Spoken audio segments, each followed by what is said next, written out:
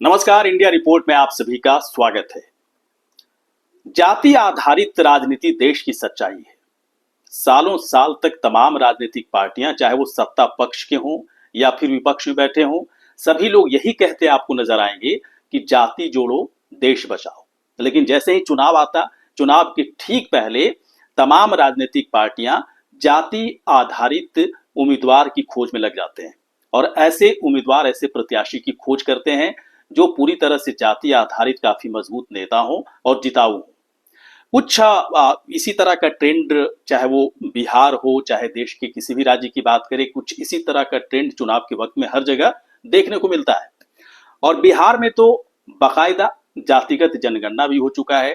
दावा तो ये किया गया था कि जातिगत जनगणना का जो मकसद है पूरी तरह से सामाजिक न्याय दिलाने की है, लेकिन चुनाव के समय इस जातिगत जनगणना का असली मकसद समझ में आता है। तो इंडिया रिपोर्ट की तरफ से सोचा गया कि क्यों ना हर जाति समाज में पहुंचा जाए, जाति के लोगों से पूछा जाए कि इस बार आपका राजनीतिक महानायक कौन है। तो इंडिया रिपोर्ट हर जाति समाज के बीच में जाएगा, पूछेगा कि इस बार आपका राजनीतिक महानायक कौन होगा, किसके फेवर में आप वोट करना चाहेंगे और इस बार आप किस आधार पर, किन तथ्यों पर, किन मुद्दों पर वोट करेंगे। इन बातों के अलावा किस फेस पर सबसे ज्यादा आपको भरोसा है, सभी जातियों के बीच में जाएंगे। लेकिन आज हम बात करेंगे भूमिहार जाति के बारे में। बिहार में तकरीबन 3% भूमिहार जाति की आबादी है। जो जातिगत जनगणना के आधार पर बात करें तो 2.9 ही है, 3 से कम ही है, लेकिन 3 पर हम बात करते हैं, 3%। लेकिन अगर 2020 बिहार विधानसभा चुनाव 2020 के नतीजे को देखें तो तकरीबन 21 सीटों पर भूमिहार जाति के उम्मीदवार जीते थे। इस हिसाब से तकरीबन अगर देखा जाए आबादी के हिसाब से तो 7 से 8 सीटें बैठती हैं, लेकिन 21 सीटों पर जीत हुई, यानी कि 3 गुना सीट जीतकर भूमिहार उम्मीदवार बिहार विधानसभा में पहुंचे। इसका मतलब साफ है कि राजनीतिक तौर पर भूमिहार समाज काफी सोच समझकर वोट करती है और वोट करता है। और सबसे बड़ी बात यह है कि मात्र 3% आबादी होने के बाद भी बिहार के एक एक जिला, बिहार के एक एक विधानसभा क्षेत्र में भूमिहार वोटर्स की एक अलग तरह की पहचान है। एक गेम चेंजर की भूमिका हमेशा से भूमिहार वोटर्स निभाता रहा और कई जिले तो ऐसे हैं जहां पर सिर्फ और सिर्फ भूमिहार उम्मीदवार ही जीतते हैं, जैसे नवादा, वैशाली, बेगूसराय की बात कर लें, मुजफ्फरपुर की बात कर लें, ये कुछ मुंगेर की बात कर लें। कुछ ऐसे जिले हैं जहां की विधानसभा या फिर लोकसभा की बात करें तो भूमिहार उम्मीदवार ही वहां से ज्यादा तौर पर जीतते रहे हैं। और यही एक बड़ा आधार रहता है सभी राजनीतिक पार्टियों की कि वहां पर दूसरे जाति के उम्मीदवार को न खड़ा करके बल्कि भूमिहार जाति के उम्मीदवार को खड़ा कर दिया जाए, तो तमाम जो राजनीतिक समीकरण है वो धरे के धरे रह जाएंगे और जाति आधारित समीकरण आगे निकल जाएगा। इंडिया रिपोर्ट की तरफ से भूमिहार समाज के तकरीबन 2000 से 3000 लोगों से बातचीत की गई, टेलीफोनिक सर्वे किया गया, पर्सनल लेवल पर बातचीत भी हुई है कि इस बार बिहार चुनाव 2025 में इस बार आप किसके फेवर में वोट करेंगे, किसके साथ आप हैं। और इंडिया रिपोर्ट की तरफ से इसके लिए कई विकल्प दिए गए थे। जो पहला विकल्प था वो नरेंद्र मोदी का विकल्प, नीतीश कुमार का विकल्प, तेजस्वी यादव का विकल्प, चिराग पासवान का विकल्प, प्रशांत किशोर और साथ ही साथ राहुल गांधी का विकल्प भी दिया गया था कि इन विकल्प में से, इन चेहरों पर से, इन जो जो विकल्प में जो जिनके नाम दिए गए हैं, इनमें सबसे अधिक आप किसे पसंद करते हैं, कितने फीसदी आपके वोट इनके फेवर में जा सकते हैं। देखिए, नतीजा बहुत ही चौंकाने वाला तो कुछ नहीं आया, क्योंकि पहले से बहुत ही अधिकतर लोगों को पता ही हुआ कि समाज का अधिकतर वोट कहाँ जाता है। चाहे विधानसभा 2020 की बात करें, उससे पहले की बात करें, तो एनडीए खेमे में अभी भी समाज के वोट सबसे ज्यादा जाते हैं। लेकिन इस बार चीजें थोड़ी सी चौंकाने वाली है। जब पूछा गया कि नरेंद्र मोदी को आप लोग, भूमिहार समाज के लोग, कितने फीसदी ऐसे लोग हैं जो उन्हें वोट करेंगे, उनके फेवर में आप हैं और उनके साथ हैं, तो बहुत ही बड़ा फिगर आ रहा है। तकरीबन 60% लोगों ने कहा कि हम नरेंद्र मोदी के साथ हैं, उनके काम, उनके नाम के साथ हैं।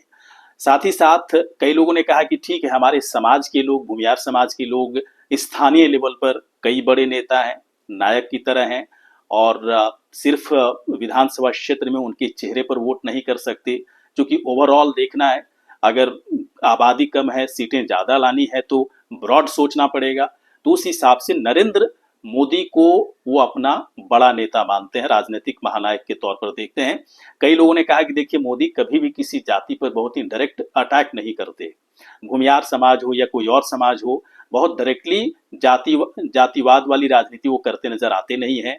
और इस हिसाब से उन्हें लगता है कि इससे बड़ा चेहरा भूमियार समाज के लिए कोई है नहीं। सिर्फ बीजेपी के साथ उनका एक अलग तरह का जुड़ाव हो सकता है भूमियार समाज का, लेकिन बीजेपी से ज्यादा मोदी के चेहरे को वो ज्यादा पसंद करते हैं, इसलिए 60% लोगों ने कहा कि वो मोदी के साथ है। दूसरा जो विकल्प हमारी तरफ से जो दिया गया था नीतीश कुमार का, तो नीतीश कुमार के साथ 20% भूमियार समाज के लोग बिहार विधानसभा 2025 के चुनाव में साथ देते नजर आ रहे हैं। 20% भूमियार ऐसा मानते हैं कि नीतीश अभी भी बिहार में सबसे बड़े स्थानीय मतलब राज्य लेवल पर देखा जाए तो सबसे बड़ा चेहरा है और एनडीए के साथ हैं, मोदी उनके साथ हैं, और जब तक वो मोदी के साथ हैं भूमियार समाज का वोट उनको मिलता रहेगा। कभी कभी नीतीश कुमार की तरफ से प्रयोग भी होते रहे हैं कि एनडीए का उन्होंने साथ छोड़ा है, तो उस वक्त भूमियार समाज का वोट भी उनके खेमे से खिसका है, ये बात भी सामने आई है। लेकिन चूंकि इस बार वो एनडीए में है तो 20% भूमियार समाज के लोग ऐसा मानते हैं कि हम लोग उनके साथ हैं, और उनकी पार्टी के जरिए फिर एनडीए के जरिए जब जनता दल यूनाइटेड की तरफ से अगर कोई उम्मीदवार मैदान में होगा तो उनकी तरफ से भूमियार समाज की तरफ से वोट दिया जाएगा। तीसरा जो ऑप्शन दिया गया था तेजस्वी यादव का, तेजस्वी यादव के लिए बहुत ही निराशाजनक है। भूमियार समाज की तरफ से जो रिस्पॉन्स मतदान के दिन के लिए जो आया वो बहुत ही निराशाजनक है। सिर्फ 2% लोगों ने कहा तेजस्वी यादव के लिए कि हम उन्हें वोट करेंगे, यानी कि बहुत ही कम तादाद है भूमियार समाज के अंदर जो तेजस्वी यादव को पसंद करते हैं राजनीतिक तौर पर। उनके सिद्धांत, उनकी नीतियां, उनकी पार्टी, तमाम तरह की चीजों के बारे में उन्होंने बात कही और सीधे तौर पर कहा कि तेजस्वी यादव के लिए जो हमारे पास जो कैलकुलेशन आया है, जो डेटा है, उसके मुताबिक मात्र 2% भूमियार समाज तेजस्वी यादव के साथ है। चौथा जो हमारा विकल्प दिया गया, मैं चाह रहा था कि पहले मैं चिराग पासवान को रखूं, लेकिन मैंने जानबूझकर प्रशांत किशोर का रखा। प्रशांत किशोर इस बार बिहार विधानसभा चुनाव में एक अलग चमक, एक अलग धमक के साथ वो इस बार दिख रहे हैं और त्रिकोणीय मुकाबला वो कई जगहों पर कर चुके हैं। कई लोग भले ही उनके चुनाव जन स्वराज पार्टी के चुनाव लड़ने पर कई तरह के सवाल खड़े कर रहे हैं, लेकिन प्रशांत किशोर ने राजनीतिक तौर पर खुद को स्थापित बिहार में इस बार के चुनाव में तो कर लिया है। और सबसे बड़ी बात है कि अगर ओवरऑल वोट शेयर की बात करें तो तकरीबन 9 से 10% वोट शेयर में वो सेंधमारी कर सकते हैं। और वहीं भूमियार समाज की तरफ जो पूछा गया कि प्रशांत किशोर को आप क्या उनके साथ हैं, उनको फेवर करते हैं, क्या उनको वोट करेंगे, तो तकरीबन 5% भूमियार समाज की तरफ से कहा गया कि हाँ, हम प्रशांत किशोर के साथ हैं। और देखा भी जा रहा है कि उनकी रैलियों में भूमियार समाज की तरफ से लोग जा रहे हैं। रैली, महासभा, तमाम जहां जहां प्रशांत किशोर की रैलियां हो रही हैं। अगला जो ऑप्शन है चिराग पासवान का, चिराग पासवान के लिए थोड़ी सी बात यहां पर ये हो सकती है कि ठीक है, वो एनडीए के साथ हैं और चूंकि एनडीए में सबसे बड़ा चेहरा मोदी है और मोदी के साथ जो हमारे आंकड़े आ रहे हैं इंडिया रिपोर्ट की तरफ से, मोदी के साथ भूमियार समाज 60% दिखा रहा है कि हम उनके साथ हैं, तो उसका फायदा चिराग पासवान को भी दिखता नजर आ रहा है। पहले भी एक कह सकते हैं कि एक बेस भूमियार समाज में चिराग पासवान का रहा है, उनकी पार्टी का रहा है, और इस बार 5% भूमियार समाज के लोग कह रहे हैं कि हम चिराग पासवान की पार्टी को वोट करेंगे, एनडीए के साथ हैं इसलिए भी। और चिराग पासवान का एक व्यक्तिगत तौर पर एक बेहतरीन नेता की जो छवि उनकी है, साफ सुथरी बातें करते हैं और स्ट्रेट फॉरवर्ड बोलते हैं, वो पॉलिटिशियन कम लगते हैं, एक आम नागरिक की तरह ज्यादा वो बिहेव करते हैं।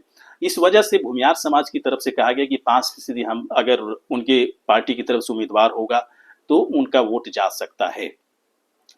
इसके बाद राहुल गांधी का नाम दिया गया था। राहुल गांधी के लिए बुरी खबर है हमारे इस रिपोर्ट में, क्योंकि एक बड़ा जो वोट बैंक हुआ करता था कांग्रेस पार्टी के लिए वो भूमियार समाज ही हुआ करता था, लेकिन प्रशांत किशोर के आने से, चिराग पासवान के आने से, एनडीए में मोदी बड़े चेहरे के तौर पर स्थापित हो गए, नीतीश कुमार बड़े चेहरे के तौर पर स्थापित हो गए।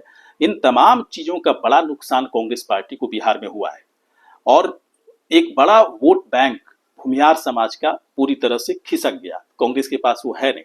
इस बार चीजें और भी बिगड़ती नजर आ रही है। कांग्रेस पार्टी के साथ मात्र 3% जो भूमियार हैं सिर्फ वही हैं। पहले की बात करें तो इसकी है ना परसेंटेज थोड़ा ज्यादा हुआ करता था, लेकिन मात्र इस बार 3% ही भूमियार समाज के लोग मानते हैं कि वो राहुल गांधी के साथ उनको वोट करेंगे। तो कांग्रेस पार्टी का जो वोट बैंक है, उनका जो बेस है भूमियार समाज में, पूरी तरह से उखड़ चुका है और बहुत ज्यादा उम्मीद कांग्रेस पार्टी को भूमियार समाज की तरफ से वोट के लिए नहीं करनी चाहिए। जो हमारा जो रिपोर्ट कहता है उसके मुताबिक 5% और बचता है, वो अन्य के खाते में चला गया। अन्य में कई सारी पार्टियां हैं, कई ऐसे नेता हैं जो स्थानीय लेवल पर काफी मजबूत होते हैं, भूमियार समाज से हैं, तो उनका एक बड़ा फायदा भूमियार समाज की तरफ से चला जाता है। वैसे 5% लोग हैं जो कह रहे हैं कि कुछ ऐसे नेता हैं स्थानीय लेवल पर, कुछ ऐसी पार्टियां हैं व्यक्तिगत लेवल पर, उन्हें वो वोट करेंगे। लेकिन मिला जुलाकर भूमियार समाज, हमारी इस रिपोर्ट में इंडिया रिपोर्ट की जो टीम लगातार टेलीफोनिक सर्वे के जरिए 2 से 2,500 लोगों से बातचीत की है, पर्सनल लेवल पर बातचीत की गई है, उसके आधार पर जो रिजल्ट आया है उसके मुताबिक राजनीतिक महानायक के तौर पर भूमियार समाज अभी भी पीएम नरेंद्र मोदी को अपना महानायक मानता है और इसीलिए 60% भूमियार समाज की तरफ से 60% लोगों ने कहा कि वो नरेंद्र मोदी के साथ हैं और बीजेपी की तरफ से जो भी उम्मीदवार खड़े किए जाएंगे वो उन्हें वोट करेंगे। अगर उनके समाज से ज्यादा अगर उम्मीदवारों को टिकट दिया जाता है तो बीजेपी के लिए नहीं बल्कि भूमियार समाज बहुत ही खुले दिल से फिर वोट करेगा। कुछ इसी तरह का रिस्पांस, प्रतिक्रिया हमारे इस सर्वे में किया गया है और इसको रखने की कोशिश हमारी तरफ से की गई है। लेकिन ऐसा ना माना जाए कि मात्र 2 से 2,500 लोगों से बातचीत करने के बाद हमने पूरे भूमियार समाज के मन स्थिति को बताने की कोशिश की, यही सोच रहा है। ऐसा नहीं है। चुनाव से पहले सब कुछ बदल जाते हैं, सारे समीकरण बदल जाते हैं, कौन किस आधार पर वोट करेगा कहना बहुत मुश्किल हो जाता है। लेकिन फिलहाल सर्वे में चूंकि सैंपल इसी तरह से इस्तेमाल किए जाते हैं, आप लाख दो 3-4 लाख सैंपल के आधार पर चीजें आकलन नहीं कर सकते, लेकिन जो आकलन निकलता है तकरीबन 90 से 95% आकलन सही ही साबित होते हैं। इसलिए ये आकलन हमारी तरफ से रखा गया है। ये सर्वे ये ओपिनियन पोल की तरफ से है की तरह किया गया, जिसे आपके सामने रखने की कोशिश हुई है। आपको हमारा ये वीडियो कैसा लगा? अगर अच्छा लगा है तो आप लाइक करें, शेयर करें, सब्सक्राइब करें, साथ ही साथ आप कमेंट करें। नमस्कार।